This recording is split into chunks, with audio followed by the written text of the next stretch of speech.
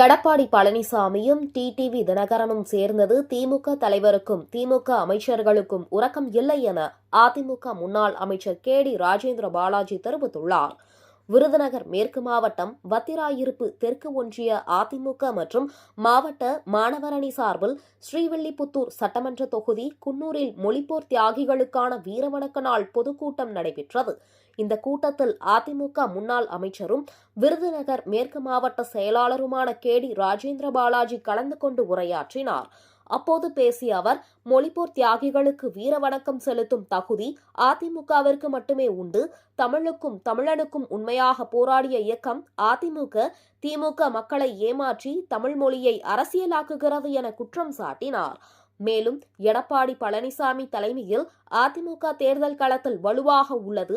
எடப்பாடி பழனிசாமியும் டிடிவி தினகரனும் இணைந்ததால் திமுக தலைமை கலக்கமடைந்துள்ளது என்றார். திமுக ஆட்சியில் சட்டம் ஒழுங்கு சீர்குலைந்துள்ளதாகவும் தமிழகத்தில் மாற்றம் வேண்டும் என்றால் எடப்பாடி பழனிசாமி தலைமையில் ஆட்சி அமைய வேண்டும் என்றும் அவர் தெரிவித்தார். இந்த நிகழ்ச்சியில் அதிமுக நிர்வாகிகள், தொண்டர்கள் பலர் கலந்து கொண்டனர்.